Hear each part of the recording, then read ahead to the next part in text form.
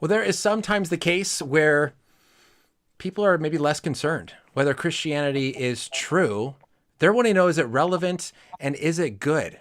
This is going to be the topic of our conversation as I have a conversation with Professor Kenneth Samples on his new book, Cross-Examining Christianity. So, Kenneth, let's just jump straight in. Why Yep. is this an important question? Why can't we just say, look, it's true, you should believe it? Why are we answering this question of relevance and goodness when it comes to Yeah. Christianity? Ryan, 30 years ago when I was doing the Bible Answer Man, I'd get a lot of truth questions. People want to know, does God exist? Did Jesus rise from the dead? What about Christianity versus Islam?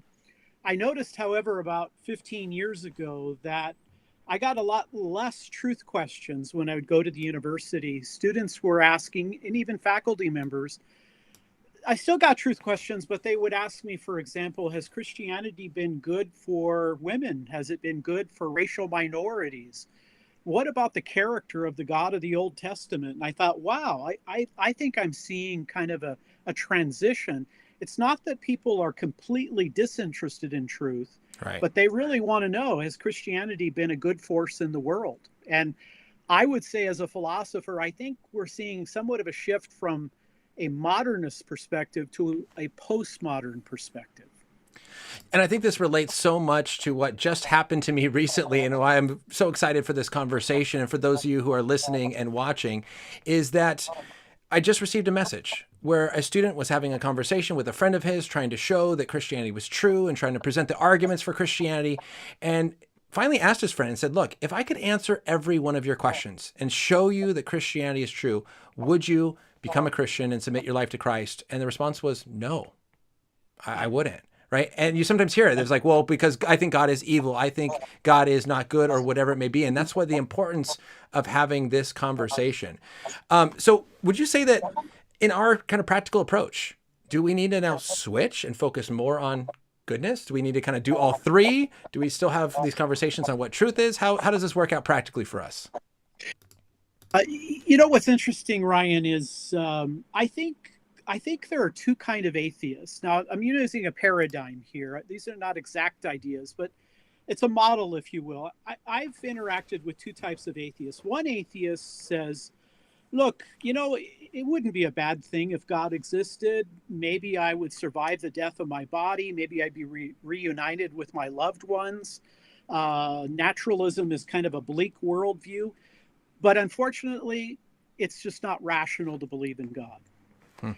Now, on the other hand, and I think probably an example of that would be Graham Oppy, who is a leading academic atheist. Now, I'm not saying Oppy would be necessarily happy, but I've heard Oppy say, I just can't consider whatever positives because it's just impossible. It's just not Hmm. rational.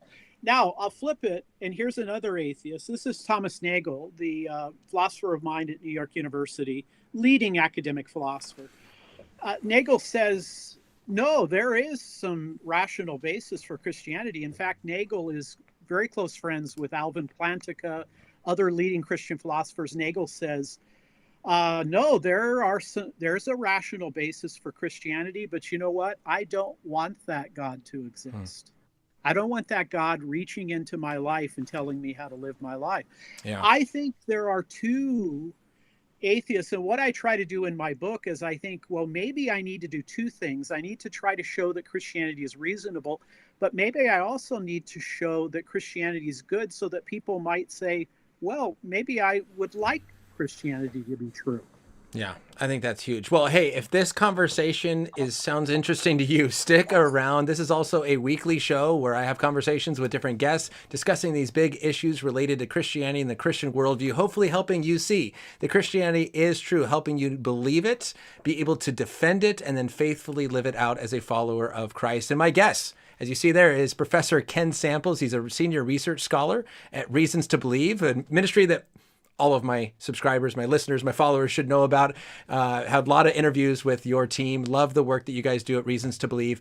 And again, we are discussing his new book that just came out, Christianity Cross-Examined, looking at is Christianity relevant rational, and good. And so in our conversation today, we're going to be answering those really kind of three big questions. Is it rational first? Is it good? And is it relevant? And so if you have objections, if you have questions that you want to present, that you want to ask about, that you want to hear thoughts about, please send those in the live chat and we'll do our best to get to those.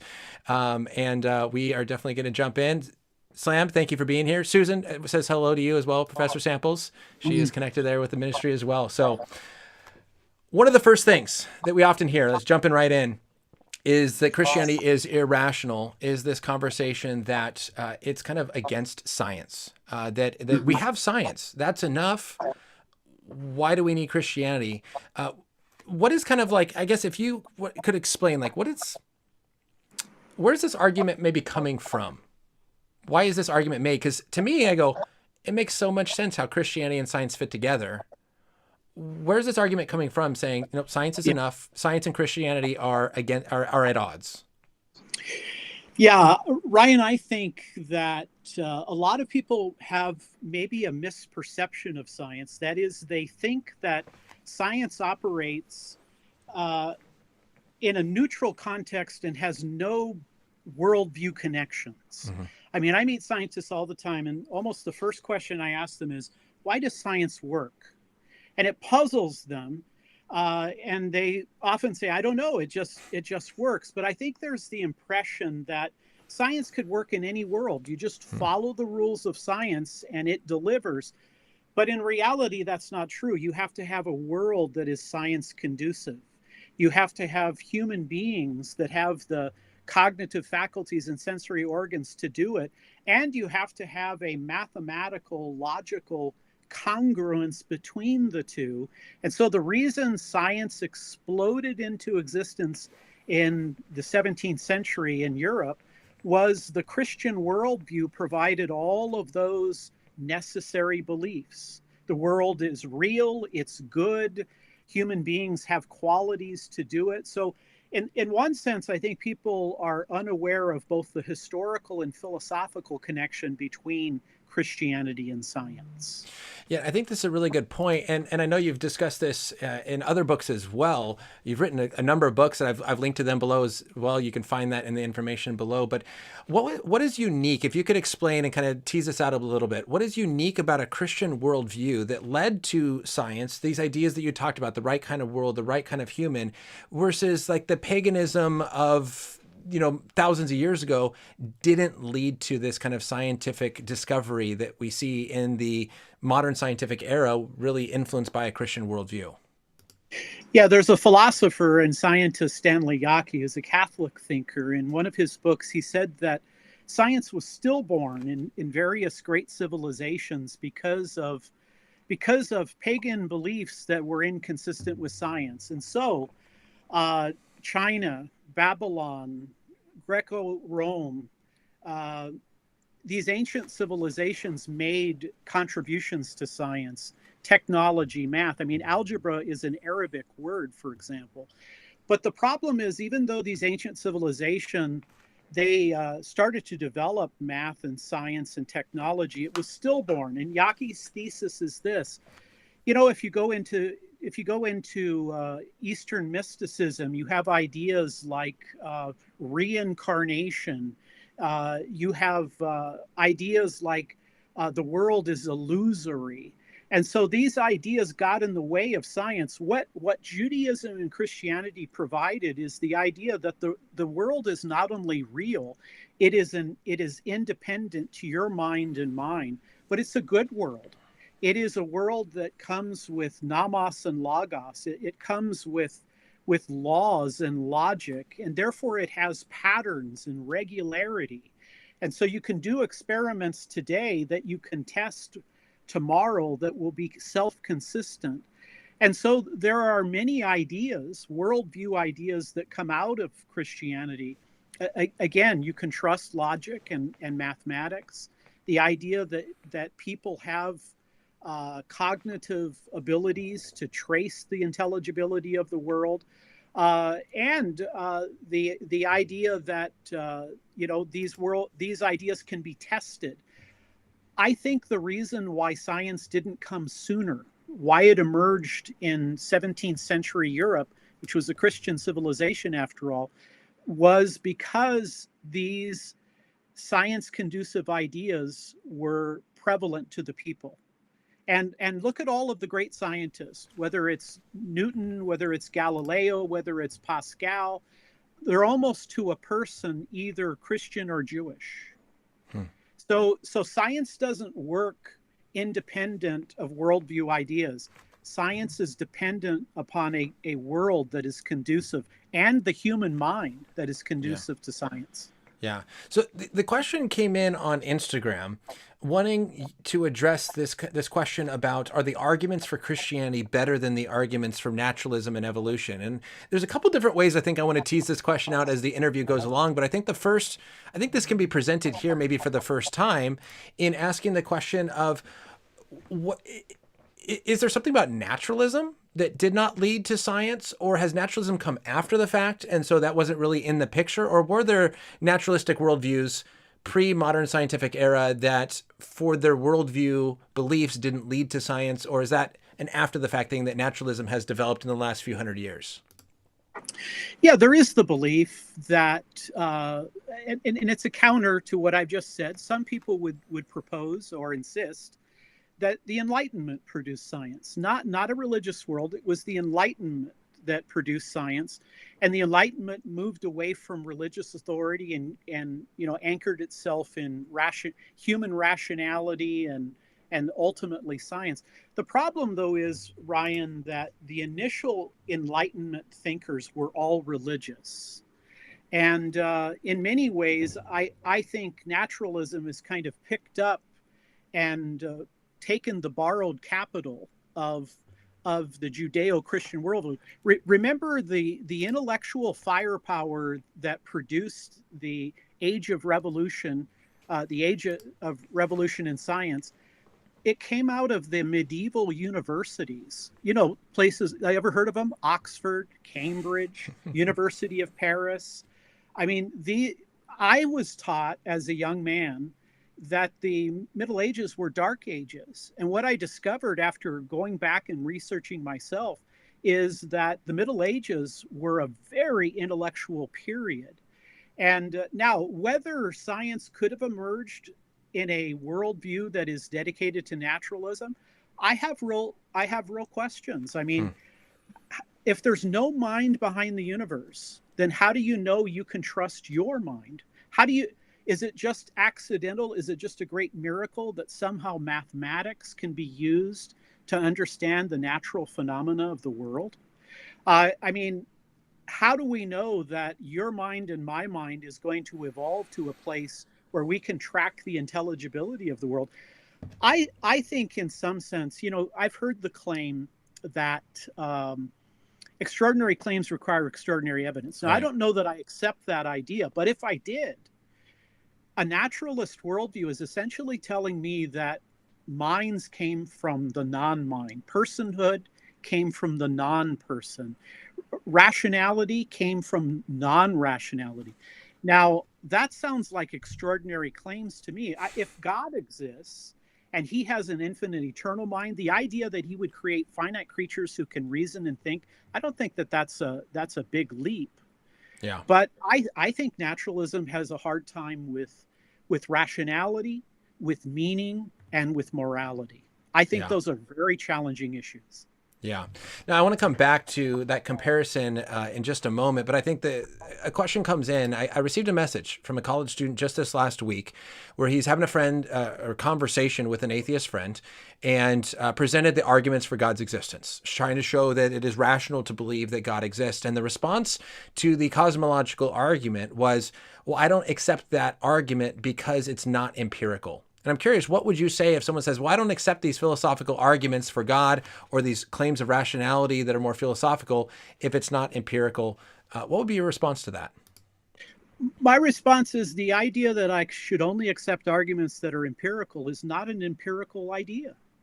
That doesn't come from science. I was reading Lawrence Krauss, and Lawrence Krauss said that experiment is the ultimate authority. And I said, what experiment ever taught him that? Where did he ever derive that? What's interesting, and here I'm going to be a little bit critical. I hear scientists, and some of them are top notch: Stephen Hawking, Lawrence Krauss, etc., various people, and they kind of poo-poo philosophy, but then they appeal to secondhand philosophy. The idea that philosophy is dead, that's a philosophical idea. Right. So I only accept things that have come empirically. That's not derived empirically. It's self-refuting.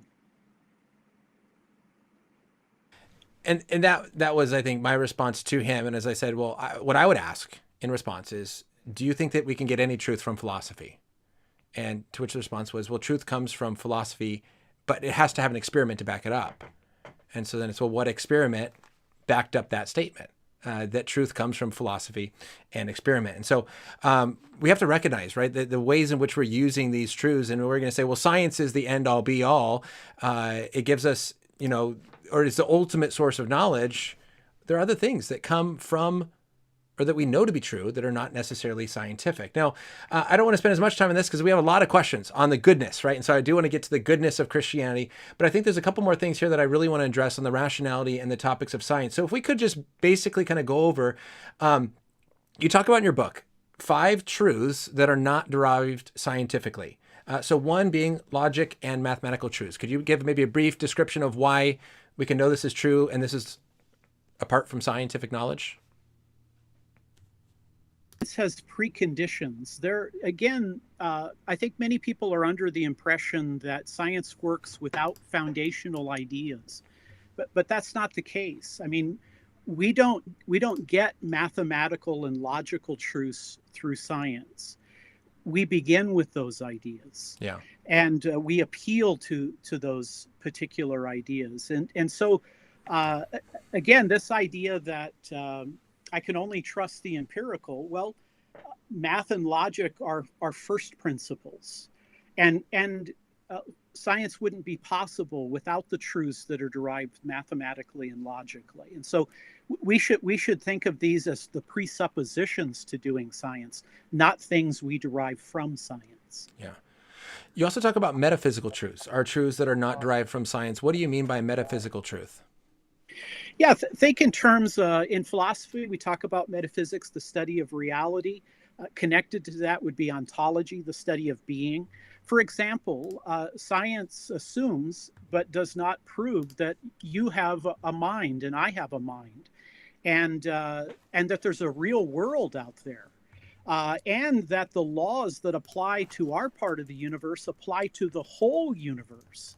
And so we're starting with the idea that there are other minds, that there's a real world, and that the scientific principles apply to those.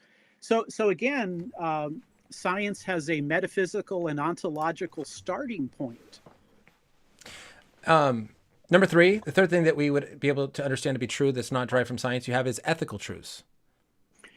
Yeah, my father was a combat soldier in the Second World War, and so it's kind of led a good bit of my life to reading about the 20th century. And, I've read a lot about these great scientists who developed atomic weapons and the work that they did, and Einstein going to the Allies and saying, you better develop these, because if you don't, the Nazis will. But of course, science can help us to derive atomic weapons, but science can't tell us whether it would be a good thing to use those weapons to end World War II. And so science can't tell us what is good and what is valuable. And in fact, to do good science, you have to follow ethics. You can't fudge your data. Mm-hmm. You have to be exactingly honest. So there are moral principles that you begin with. Science is a remarkable enterprise as long as we recognize it has real limits. Yeah. I like the illustration I often use with my students, and I've heard it, I don't know who I originally heard it from, but asking them the question, is it always wrong to stick a knife into someone? And the answer to that is no, right? So science can tell us what happens when you cut someone open with a knife. Science will tell you how you're going to bleed and your blood's going to clot and this is the damage that it will do and everything, but it can't tell you if it's wrong. Like if you Walking down the street and you stab someone with a knife, that's wrong. If you're a doctor performing surgery, it's not wrong to cut someone open with a knife. And so there's a moral question that is independent of that scientific question of what happens to someone when you cut them with a knife versus should you put the knife in this person, I think is a helpful thing that I've done with my students before. Now, the fourth thing that you mentioned here, and I think this is sometimes the hardest maybe to explain in a way, is this idea of aesthetic considerations. What do you mean by aesthetic considerations are truths that are not derived scientifically? Yeah, when we talk about aesthetics, we're talking about beauty. We're talking about the beauty principle. And let me put it this way. I know many people that would never go to a church, but they love to go to an art gallery. And they find beauty both in nature and they find it in Western civilization, the great artists. I don't know anybody I've ever met who doesn't love some kind of music, classical, popular, whatever it may be. And yet science isn't able to speak to the aesthetic area. And when we start thinking about aesthetics, why do human beings have an aesthetic appreciation, and why is there so much beauty in the world? From a naturalist point of view, does it help us survive? I don't know that beauty helps us survive, but if Christianity is true, if the Bible is true, then all of this beauty and the fact that we're beauty-seeking creatures fits. But science can't tell us the nature of the beautiful. Yeah. Lastly, the scientific venture itself.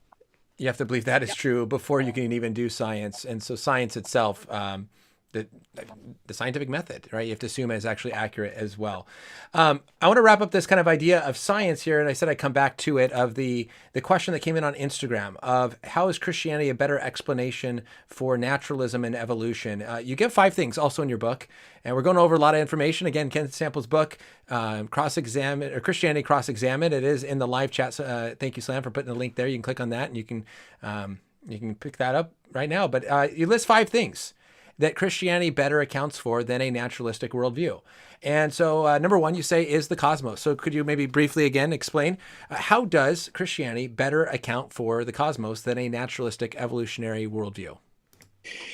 Yeah, the 20th century cosmology has told us that not only is the universe there, but Big Bang cosmology implies the idea that the universe had a beginning. Now, of course, there are people now who propose many worlds hypothesis, the multiverse. Of course, I'd like to see, are there any observations that those universes actually exist? So it seems to me Big Bang cosmology comports really well with the biblical idea of creation ex nihilo, that the universe is there, that it was created by God, nomos, laws, logos, logic. It has design, regularity, patterns, fine-tuning to the fundamental constants, fine-tuning in our solar system. Even Earth itself, for a long time, people thought it was just kind of a secondhand planet in an obscure part in the galaxy. Now there's a book out called Rare Earth, that Earth may be unique. And I think even extending our understanding to other areas of human beings, what I would call, for example, consciousness and human exceptionalism. I think the biblical worldview does a better job of explaining human beings than naturalism does. And I'll put it here. Blaise Pascal, who, by the way, was one of those founding fathers of science, is a mathematician, developed probability theory. He invented a calculating machine in the 1700s, which some have said was the first step toward a computer. Pascal said human beings are both, they're an enigma of greatness and wretchedness. I think that's true. Human beings are different. They are different in kind than the animal kingdom. They're exceptional creatures. We show it in our ability to do math, to do logic, to do philosophy, to do science, to create music, even to have symbolic speech. Mortimer Adler, one of the great philosophers of the 20th century, said animals don't have conversation. They send signals to one another. Now, I would say, for example, that the greatness is the image of God. The wretchedness is the fall. I think that given evolutionary naturalism and given evolution, I think humans are both better and worse than what we would predict with evolution. And I think you have to explain how humans are different in kind, and yet they're also potentially ruthless. I don't think you need the devil or supernatural to explain the Holocaust. I think Hmm. human nature can take care of that all by itself. Wow. Your second point that you have here on how Christianity better accounts for what we see than naturalism is of abstract realities. Can you help us understand this Yeah. one? All intelligent people, whenever they want to solve a problem, they appeal to this toolbox, this conceptual toolbox. Whenever we want to figure something out, we appeal to logic, the laws of logic, the law of non-contradiction, law of excluded middle, law of identity. We appeal to mathematical principles. We appeal to universal principles. And so this is kind of a cerebral or an intellectual toolbox. But now the question is, where did that toolbox come from? How did we account for it? Are we to assume, for example, that human beings invented it? I mean, is logic and math discovered or invented? I think there are powerful arguments against the idea that it is invented. But if God exists and God is an infinite eternal mind, then those logical and mathematical principles flow out of his mind into his creation. Again, I think naturalism has a hard time explaining these abstract principles and these ideas. Eugene Wigner, a physicist in the 1960s, he said if you're a naturalist, if you're an atheist, mathematics is like a miracle, a miracle that it would actually apply to the physical world. If God exists, then you would expect that human beings would have rational capacities and appeal to logic and science, to philosophy. So I think Christianity does a better job. What would you say is maybe the most common approach from a naturalist perspective to explain abstract realities, like things like numbers, like things like truth, things like love? I guess love, you can say chemical reaction in the brain, but what about like a number, like the number two? How do naturalists explain abstract realities like numbers? Well, they come at it from a couple points of view. One way of approaching it would be that this is kind of a consensus, that we have kind of come up with a consensus idea as to these ideas, and we've adopted them, and we kind of accept them in terms of their work. I don't think, however, that bears itself out. Some of the leading mathematicians would say, and in fact, a lot of mathematicians are theists, and they talk about the beauty of mathematics, its coherence, its universalness. I don't think that mathematics and logic are things we invent, because I think you have to know them to even begin to think about them. Yeah. I think, again, it is much preferable to think of them as starting points rather than something we derive through some kind of investigation. Yeah, that's good. All right, so number three, third way in which Christianity better accounts for things than naturalism is the account for moral truths. Now, we've talked about ethical truths being true and not necessarily derived from scientifically. So maybe kind of focusing on the naturalistic explanation of morality. Why is that not as, I guess, not as good in your mind than the Christian view that is better? Yeah. I'm very pleased that most atheists these days believe in some kind of objective morality. And, when they look back and look at some of the terrible things that have happened in the 20th century, they agree that, what Stalin and Mao and Hitler did were wrong. Of course, my question is, again, if God exists, it seems clear that these moral principles may be built into the system, and we call that the Imago Dei. But if there is no God, and we are the product of blind, mechanistic, accidental processes, I mean, who's to say that something is objectively wrong in this kind of context? I think a lot of times people will say things like, well, maybe objective morality, even your belief in God or your idea that there is life after death, those are ideas that were survival conducive. They helped the species survive. course, my question would be, well, then are those false ideas that evolution produced in our minds? The idea that human beings have dignity and value and therefore you should not murder them, I don't think you can get that from science. I think you can get that only from a revelation and from a biblical revelation. So Yeah.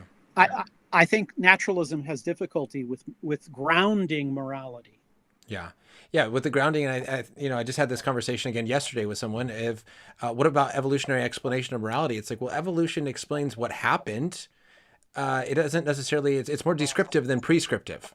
Right. Of what should happen, what we should do, kind of what we talked about before with the scientific question. Here's what happens when you cut someone open, but it doesn't tell you whether you should cut them open or not. Here's what happens when you ingest poison, but should I poison someone? That's a very different question than a scientific evolutionary question. Now, the fourth point is human beings that you have already kind of added in, which I think you did a great explanation of. Christianity better accounts for human beings than naturalism.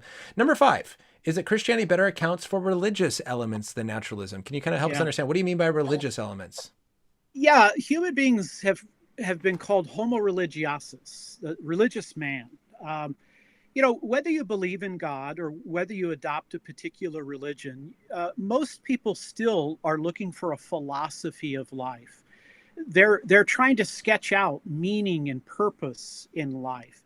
It seems that human beings are kind of inherently religious, and even if you don't believe in God, then the environment becomes almost your ultimate reality, or politics becomes.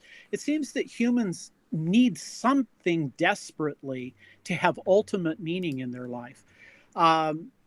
Again, I think there is a religious impulse, and if we're made in the image of God, if we are made to know God and to live for God, then I think that makes a lot more sense. And even secularism in communism, it struck me as being having almost a religious element connected to it. All right. Well, I think that there's one last thing that came in the chat, and I want to address a listener question. I think it also relates to this because kind of wrapping up this portion of asking the question, is Christianity rational? Before we get into the questions of, is Christianity good? Often you hear the claim that Christianity is not rational because it holds to miraculous claims. That a naturalistic explanation of some sort of miraculous claim is always going to be better than a supernatural explanation. And so the question came in from Sterling Cox. Thank you, Sterling, for sending this in, where she asked, what is the best evidence for the resurrection of Jesus? And so I'd love if you could kind of answer that. And what is the evidence for Jesus, and showing that there's actually good rational reasons to believe this, and in not just throwing it out simply because it's a miraculous claim. Yeah. Well, I would say, first of all, Jesus was a historical person. I mean, you can take the New Testament documents. They're the most scrutinized documents in the history of the world, and they still hold up to be historical statements. But Jesus's existence is also grounded in Greek and Roman Jewish scholars who write about him. Now, again, they didn't see the resurrection, but by the end of the first and in the second century, they talk about Christians, and they give a description of what Christians believed, that they believed that Jesus was the Messiah, that he was a profound teacher, that he performed miracles. He was crucified under Pontius Pilate, and his followers say he rose from the dead. So what we get from people who were there who were not Christian is consistent with what the New Testament says about Christianity. Now, what are some of the evidence? Well, in my book, I talk about 20 pieces of evidence. Let me just pick a couple of them. I think right at the core of the resurrection, in 1 Corinthians 15, we get kind of a creedal statement. Paul, the apostle, writes that Jesus was crucified, that he died, he was buried, that he arose, and that he appeared. Well, the empty tomb, we know whose tomb that was. We know the location of that tomb. The tomb was empty. We also have the various appearances of Jesus to various people.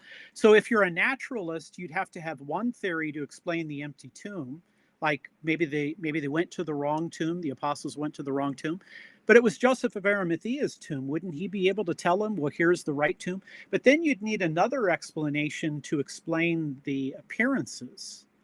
Paul says over 500 people witnessed the resurrection. Then you have the change in the apostles. I mean, the group of 12, they're pretty cowardly overall. I mean, when Jesus needs them most, they're not there for him. But then their lives are changed. Let me mention just a couple of them. James, the brother of Jesus. Can you imagine growing up in the same family with Jesus? James thinks his brother's unbalanced. James thinks his brother is mentally ill. Only mentally ill people would claim to be God in first century Jewish monotheism. But then James sees the resurrected Christ, and he becomes the central leader in the book of Acts, chapter 15. How about Paul's conversion? I think Paul's conversion is extraordinary. He goes from being the greatest enemy of the Nazarene movement to becoming its greatest advocate. And I would say, Ryan, I tried to think what would a contemporary example be? I think it would probably be maybe Winston Churchill becoming a Nazi, or Ronald Reagan becoming a communist, or Hitler becoming a Jew. This radical transformation. I could add other things. The emergence of the church. I have no way of really having a reasonable understanding how Christianity began other than the resurrection. So I think that even the Jesus Seminar, which is a group of liberal and skeptical and some conservative scholars, I think even they would accept what we call the minimal facts of the resurrection. And so I think Christianity is based upon a miracle, but if you don't accept that miracle, then offer a counter that is viable. I've looked at all of the alternative explanations, the naturalistic explanations, right, and I think I can say fairly that they all fail miserably. I think that's a fair statement. I know. It's interesting, and I wish I could have more face-to-face conversations with people who truly hold to these naturalistic explanations. Because I find that in often my conversations, it's comments on YouTube videos where it's like, no, the naturalistic explanations are better. And then I go, well, in what way or something? And either there's no response or it kind of gets taken off track. And I can't just sit down and really, I don't know, have that kind of face-to-face conversation that I would love to have, trying to figure out which explanations do you think better fit this evidence? Because I think in my mind, it's so clearly obvious that unless you assume that the supernatural is not possible, that God doesn't exist, that this really does make the most sense of the historical evidence that we have. And think back to science. So in the 20th century, scientists tell us that all matter, energy, space, and time had a singular beginning out of or from nothing. Sounds like a miracle to me. Quantum mechanics, scientists look at the realm and they say, it's mysterious. It's difficult. It's challenging. It sounds to me like there are miraculous things even from science. It isn't just from the Bible. Yeah, absolutely. Well, Sterling Cox, thank you so much for sending that in. I hope that helped. Now, we're going to switch gears. We're going to talk about the objections relating to the goodness of Christianity. There were three objections that kind of were very similar, and it went along with the chapter that you had, and I loved how the objections that came in really went along with this book, and so it really seems like you are addressing the main objections that people are receiving and trying to think through. And again, this is my guest, Kenneth Samples, author of the new book, Christianity Cross-Examined. The link is in the live chat if you guys want to check that out. But it's about your chapter on that Christians don't always act like Jesus. And so two objections that I got from Instagram was, one, Christians are hypocrites. And then two, why, if Christianity is good, is the outcome of Christianity bad? So many Christians do bad things. Now, I'll save the third one because it's a slightly different but same kind of theme. Why are Christians often doing so many bad things? Why are they hypocrites if Christianity is true and we supposedly are filled with the Holy Spirit and empowered to do good? Yeah, what I think is interesting, Ryan, is that I think the greatest empirical truth is that we're flawed. I think we see that every day. We're broken, we're flawed people. We have ideals and we don't fulfill them. Where does that idea that humans are fundamentally flawed at the core of their being? It's a biblical truth. There, I think the biblical truth of original sin is confirmed day after day after day after day. Now, Jesus comes along, and of course, he not only preaches the Sermon on the Mount, but according to Houston Smith, one of the great world religion scholar, Houston Smith says the remarkable thing about Jesus is he not only preaches this incredible sermon, but he appears to actually live it. He fulfills the Sermon on the Mount. He loves his neighbor as himself. He treats people with dignity and fairness. Jesus says to his family, I'd love to do this on Thanksgiving or Christmas. Tell your family, can any of you point to any fault in my life? I mean, I would be laughed out of my family for that. But you know what? Not only does Jesus's family, but his apostles and even Pontius Pilate admit, I can't find any flaw in this particular individual. So if you're bothered by the fact that people are broken and fallen, you need to remember that is a biblical truth. And the reason Jesus came into the world is because people are broken. They are fallen. We're not able to pull ourselves out of the slavery to sin. Now, it is true that Christians do bad things, but I think if you want to look at Christianity as a whole, you need to take both the positive and the negative. I think Christianity, I mean, when I was a kid, there were these trucks that drove through the neighborhood, you know, Salvation Army, St. Vincent de Paul.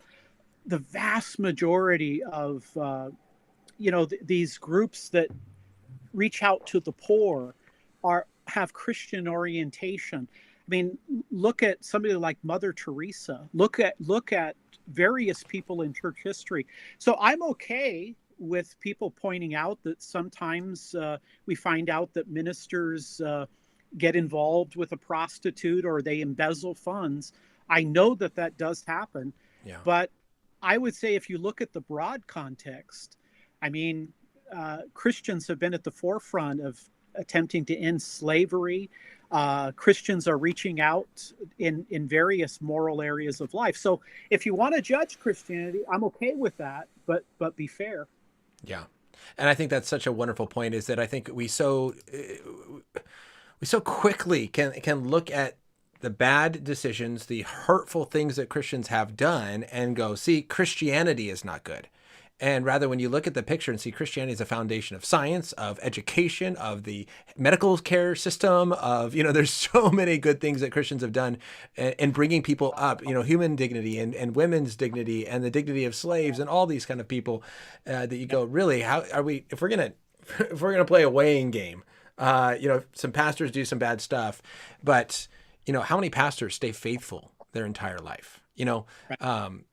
That just doesn't make the news as much. And so I think that's good. Now, going off that, and there's, I guess there's many different ways in which we could spin this. So I don't know exactly. I guess you can take it how you want to take it. But one of the things that came in on Instagram that says Christians have done bad things was that it says Christianity is bad because it oppresses those in the LGBTQ community by imposing their morality on them. And so would you say this is a bad thing that Christians have done? Does this make Christianity bad by us putting our morality on other people? I think what I would say to people who are in the LGBTQ community, I would say that God is an infinite, eternal, and perfectly holy being. And when God presents his morality to human beings, it restricts and restrains all of us. I mean, before I was married, I was a healthy male, and I had temptations. But you see, Christian morality, biblical morality, it restrains all of us. It restrains me. I'm to be faithful to my wife. If you're a single heterosexual person, you are to be faithful to God. So it's not just that divine morality somehow restricts people who are in the LGBT community. God's morality restricts all of us. Right. So all of us, and since God created us and morality flows from his being, he has the prerogative to come to us and say, here's what I propose to be a fulfilling, human, flourishing life. Yeah. And I think it is important as we look at this topic and say, look, yeah, absolutely. Like as Christians, we should be the first to be able to say, look, what that Christian did was bad, right? They did respond in a negative way. What they did is bad. That should not have happened. But also to try to bring it back, right? So understanding the situation and say, okay, what happened here? What was going on? And be able to address the right and the wrong of specific situations that have been taking place. But kind of for us, just addressing kind of the topic of this is something, of oppressing your morality or imposing your morality on other people. The question I would ask in response is, do you always think it's wrong to impose morals on others? Like, if you're talking about murder, or you're talking about whatever it may be, aren't there things that you would say are wrong and that we should stop people from doing? And there's oh yeah, go for it. I'll give you just an example from my life. I mentioned my dad was a combat soldier in World War II. He was a machine gunner in a rifle company. He was involved in a lot of combat. I remember 40 years after the war ended, right before my dad died, my dad looked me in the eye and he said, son, will God hold me responsible for killing those men in the war? And, I looked my dad in the eye and I said, Dad, on your resume, it's going to be stamped, you helped stop the Holocaust. Killing is never easy. And the burden my dad carried by killing those German soldiers was very difficult. But do we want the Allies to impose their morality on the Nazis and say you can't butcher people simply because you don't agree with their ethnicity or their people group or their religion? Should the abolitionists go to the slave owners and say, sorry, I've got to impose my morality? Of course you want your morality to be placed on people who are violating these sacred things. Yeah. And I saw just in this last week a post on Instagram that was shared about a t-shirt that was on sale at the Banana Republic saying love equals no boundaries. This idea that there's no bounds. And it's like, the truth is completely opposite. And you mentioned that of like, because I love my wife, I create boundaries to protect what is good. Because you love your children, you create boundaries to protect them. If you love your kids, you don't go, there's no bounds, play wherever you want, go swim in the pool as a 6-month-old, play out in the street where the cars are coming. There's no boundaries because I love you. It's like, it's the complete opposite. And I think we recognize it when we think deeper, is that because you love someone, you have boundaries for their protection. I think the difficult part with this topic is that what we see as the boundary of saying you should not do that because it's bad, we've already presupposed it's not bad. And so therefore, why am I being restricted? Quick story. This idea of God imposing himself. Christopher Hitchens, he said, if God exists, it's like living in North Korea. God's always invading your space. He's always pushing himself. Big Brother's always watching you and judging you. Well, that's one perspective. Let me give you St. Augustine's perspective. St. Augustine says, yes, God's always there. He's there when you're depressed. He is closer. He's more a friend than any friend. He is more a lover than any lover. He's always there, even when you are in agony. Isn't that interesting? God's imposition coming in is viewed as, with Hitchens' idea, it's living in North Korea. With St. Augustine, it is a great comfort. God is always there for you. Yeah, I think that's so good. And, I will link to other conversations I've done, right? I've had whole conversations on homosexuality and other moral issues that I think will be very helpful. I'll make them pop up in the corner right over there. I'll put them in the description below after the interview, that I think if this is something that you want to dig deeper into on the questions revolving homosexuality and LGBTQ individuals and morality, you can definitely check those out for the future. Another way in which people say that the Bible is bad, that it's just not good. And so even if you prove to me God exists, I would not follow him, is this idea that the Bible never, or I should say, the Bible promotes slavery, is one that you hear frequently. And Ken, you even admitted in your book, you said that the Bible never calls for the overthrow or the abolition of slavery. And I saw this on a meme once where it was like, of all the things God could have said, like, you should not own slaves. Slavery is bad or something, and the overthrow and abolition of slavery, he decided to go with you should not eat shrimp. So in this idea of why wouldn't the Bible just say, we need to overthrow slavery. It is bad. Let's abolish it. This is a bad thing. Instead, why does it seem like it is promoting and approving of slavery? Yeah, I think there's a couple things that work in this, Ryan. Number one, when people look at the word slave or bondservant in the Old or New Testament, they immediately think of the antebellum South. They think of, chattel slavery, where people are imprisoned, they're kidnapped, they're imprisoned. It's for racial reasons. Slavery is for life. When in reality, while slavery was practiced by every culture, every civilization, and so the problem of slavery is really not a Christian problem or even a white problem. It's a human problem. And if you go back to the Old Testament, there were people who were indentured servants. Maybe they couldn't make their way financially and they would work for another individual. But that kind of servitude was not because of race. There were moral principles. The master could not beat or torture the indentured servant. The servitude was not for life. After 6 or 7 years, they could renegotiate their contract, so to speak. Now, why doesn't the Bible come out and condemn slavery? I think because God looked at the long run, and the long run was, why is slavery bad? Why is it wrong to own other people? Well, why do we think that? Well, because they're human beings, because they have inherent dignity and moral worth. You don't have a right to do that. Well, where do we ground the idea that human beings have dignity and moral worth? Yeah. Well, in Western civilization, it comes out of the Imago Dei. They're made in the image of God. And I think God was deeply opposed to slavery. And the way he did it was to develop his revelatory truths that would ultimately come to bear on all of these things. And so the vast majority of the abolitionists were Christians. Civil rights movement, lots of Christians and Jews standing there with Martin Luther King saying you cannot discriminate against people on the basis of their race. And so I would argue that Christians were at the forefront of defending human rights. And I think that this goes back also to the conversation we had in the first part of the interview of this is that ethical truths are better explained by Christianity or moral truths than a naturalistic view. Because if you want to assume a naturalistic worldview of subjective morality, then why is it wrong to own slaves? Think of there's a passage in Galatians chapter 5.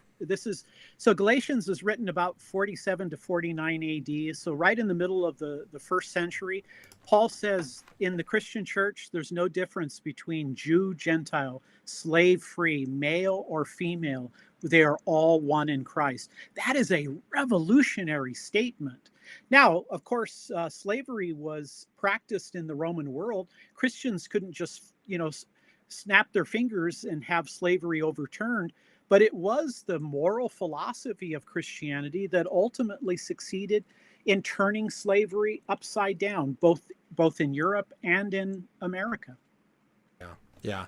Now, what would you say is, because I think you said this idea that the slaves could go free every 7 years. Isn't that just to Hebrew slaves? Isn't there the passage that is normally pointed to that for slaves from other nations, they can actually be slaves for life, and that the 7-year releasing is only when it comes to fellow Hebrew? Yeah, I address this in my book. If you look carefully at it, even slaves who were taken, let's say, in warfare between Israel and other nations, those people were also to be treated with dignity and respect. In fact, in the Old Testament, a master could be put to death. He could be judged and actually executed if he were to mistreat his slave. And the application of that extended beyond just Hebrew people to people who were alien. Moreover, those people who became servants, they could also receive their freedom and even join the nation of Israel. So I don't think the biblical view about slavery has ever been carefully understood. I think often, Ryan, people think of slavery antebellum South, Right. and they apply that to what they're reading in the Old Testament. Yeah. Now, for you, does anything change? Because I know you've mentioned old and new. I know that people are talking about like the Book of Philemon. That sure seems different than the Old Testament slave laws on a fellow Hebrew slave that's more like an indentured servant. Or are we really talking about the exact same thing, an indentured servant, both in like a book like Philemon as well as the Old Testament? Or is there a difference in the slavery there because it's part of the Roman culture that had a more bad slave, what's the word I'm looking for? Bad, culture. Yeah. Well, I mean, some people would suggest in Rome, maybe 90% of the people were slaves. So, again, I think it's important to recognize that slavery was part of every culture. It is a human problem. But I would add this there were strict moral principles that applied to indentured servitude in the Old Testament. Now, was there a change in the New Testament? In a sense, I think that there clearly was. I mean, you would have people who were slaves who would relate to non slaves, and the non slaves would turn to their slaves and say, You're my brother. I am committed to you. And so what you have in the Christian church is really a classless society. I mean, imagine that statement: no difference, Jew, Gentile, slave free, male, female. It seems to me that's the very principle we have for 2,000 years trying to live out, and it is clearly in the New Testament. And so, I think God clearly intended to eliminate the evil of slavery, but it had to be done on the basis of establishing the dignity of human beings. And again, I don't think you can get that in other worldview moral systems. Yeah. And I mean, this just came to mind because I think like we see that played out where you make slavery illegal, but then all of a sudden now we have sex trafficking. And like we just go from, if we don't establish a foundation of human dignity and human rights, that I don't see how we get within a naturalistic framework, right? So this is now good evidence of a Christian view because we see our culture, we see things that are clearly wrong that we can recognize. It's we make something illegal or we get you to stop doing X, and then you just start doing Y, and you're still messing up. Like the ultimate goal is point people to Jesus. And it's not saying we remove ourselves from the law. It's not saying we don't try to change laws. We absolutely do. But to get at the root cause, the heart issue, the human dignity, and establishing this foundation can make a more, I think, lasting change than simply, okay, we're done with slavery, but now we're on to sex trafficking, and now we're on to, and we just change the way in which we dehumanize people. Yeah, I was talking with a Muslim the other day on Twitter, and he said he didn't believe in original sin. So I said, well, then why don't you stop being selfish? Stop lying, stop lusting. I mean, if you don't think human beings are enslaved and broken at the core of their being, then stop all of these kinds of things. It seems to me the flaw of human nature is something we see every day, and it's the most confirmed truth of the Bible. Yeah. Human beings need a savior. Absolutely. Now let's maybe address one more aspect of claiming that Christianity is not good. And then I want to get to just finishing up your final thoughts on relevance since we're running out of time. But this topic of rape, you often hear that the Bible condones rape. In the Old Testament, it's, if a man rapes a woman, then he can pay the bride price and take her as a wife, and she has to be with him forever, rather than, again, coming out very strongly and just saying rape, bad, here's what needs to happen. So if you could maybe, what is the better case, I guess? I briefly explained it. What is the case that people try to make that because of rape, the Bible is bad, and how would you respond? Yeah, I think the way I would approach it, Ryan, would be this way. I think what's very clear in the New Testament is that Jesus's approach to women is fundamentally different, not only to the Greeks and the Romans, but even the other Jewish rabbis. I mean, Jesus talks to women in public. Jesus doesn't scapegoat them about sexuality. The first people to see the risen Lord were women. In fact, the two largest people groups to join Christianity in the first century in the Roman Empire were women and slaves, because Jesus looked at them as having dignity and having value and having purpose. In fact, so many women became Christians early on that the Romans thought, is this some kind of feminist movement? Now, how are we to understand some of these Old Testament ideas? Well, we certainly have a patriarchal system. We certainly have an ancient culture that gives great authority to the patriarch and to the family. And there are many factors that relate to a woman's relationship to her husband and things of that nature. But also remember that when it comes to the Ten Commandments, there's real restrictions to a man looking at another man's wife. And so it may seem like the ancient biblical world is kind of foreign to our world, but I think all the complaints that people today have about sexual issues, Jesus is the ideal individual. Jesus treats women differently than his other Hebrews, differently than the Romans and the Greeks. Jesus, I think, upholds the dignity and the value of women. Yeah. Now, I received a comment from a college student this last week. A friend of his said, look, I tried Christianity. It didn't work for me. And so, it's just not relevant to my life. It's not part of my, it just didn't work. I'm curious, what would you say if someone say, look, I tried it. It didn't work. It's just not for me. Yeah. Well, I appreciate the candor. I mean, I think Christians and non-Christians need to have questions. And one of the things, Ryan, I appreciate about you and your ministry is I think you do a really great job of kind of getting at the real issues. And so I want to encourage people to listen to your program. Thank you. Well, I would say this, look, there are times where Christianity doesn't seem to work for me. I mean, the idea that I should love my neighbor as myself, that I should be humble, that I should not be selfish, that I should not be lustful. I mean, there are a lot of things about Christianity that crowd me, that make my life more difficult. But of course, then the question is, what does it mean to not work? Do you have an objection that Jesus was the Son of God? Do you have an objection that somehow his crucifixion on the cross somehow made you right with God? What does it mean that Christianity didn't work? Does it mean you had difficulties in living the Christian life? We all do. Does it mean that Christianity constrained you? That happens to all of us. But when I look at the issue of hypocrisy, Ryan, I would say this: if you get to know me, it won't take too long to know that I'm flawed. And I might step on your toes, and even Ryan might step on your toes, but you know what? Jesus never will. Jesus was not a hypocrite. Jesus's whole life is lived out in his preaching.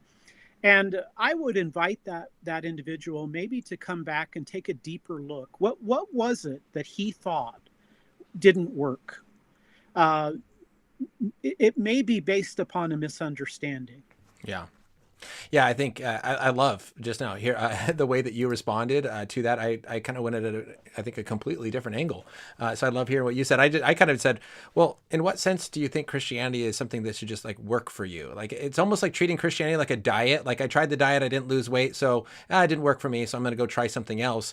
Rather than treating Christianity something more like math, that is just a fundamental truth that you don't just go, well, I tried math and it didn't work for me, and so it's like it doesn't work like that. Math is just true. And so you follow it or you don't, but if you don't follow math, I mean, life is going to be pretty hard, so, but I love the way that you addressed it there too. And so if we could just finish up then, because again, kind of the last objection on this relevance question is, look, the Bible is old, it's outdated, it's 2,000 years ago. It doesn't have anything relevant for my life today. So how could you encourage those listening to say, look, what the truths of Christianity are absolutely completely relevant to the situations and what you're going through today? Yeah, let me give you a little quick story. Viktor Frankl was a Jewish psychiatrist who the problem is he was captured by the Nazis and he ended up, his wife was murdered, his parents were murdered. He was put in Dachau and Auschwitz.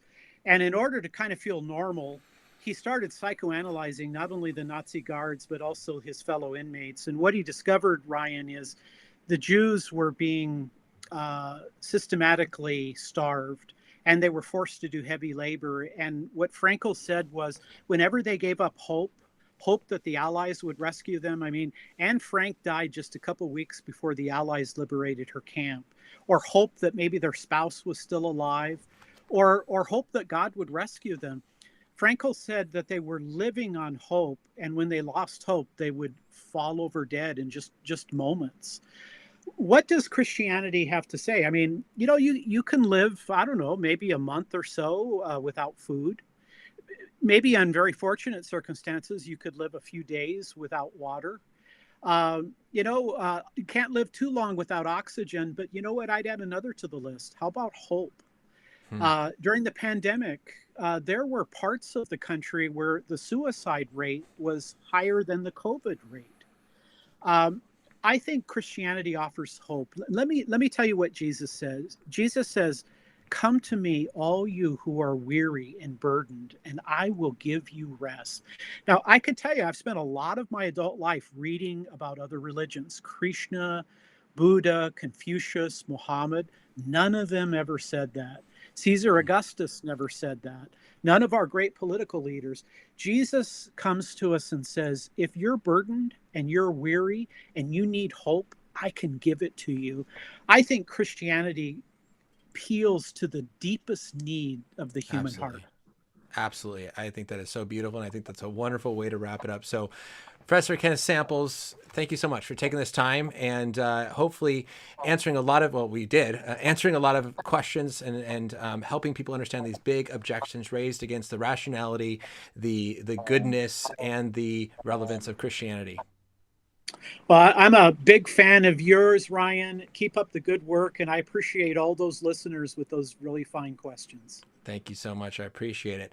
So everybody, this again was a conversation on his new book, Christianity Cross-Examined. You can check it out. I linked to it below, as well as I linked to reasons.org, where he is a senior research scholar at Reasons to Believe. Social media accounts, you can follow him and you can check out that great work. Thank you for being here. Again, if this has been an encouragement for you, I would just love if you helped me out a little bit. If you liked it, you subscribed, you shared it with a family or friend, help spread the word so more people can see that Christianity is something good and beautiful and reasonable to follow and put their faith in Jesus Christ. If there are other conversations, over there that you want to watch, they're going to pop up here in a little bit, other long interviews, other short interviews that you would like to see that can help you grow in specific areas that you're interested in, that you can better defend, know, and faithfully live out the Christian worldview. That is my goal, and that's what we're going to do next week. Boom, right here. The Anatomy of Deconversion with Professor John Marriott, Dr. John Marriott, keys to a lifelong faith in a culture abandoning Christianity. That's a conversation next Friday, 3 p.m. Pacific Standard Time. I will see you guys then. Another fun conversation. Have a wonderful rest of your day, and God bless everybody. Bye.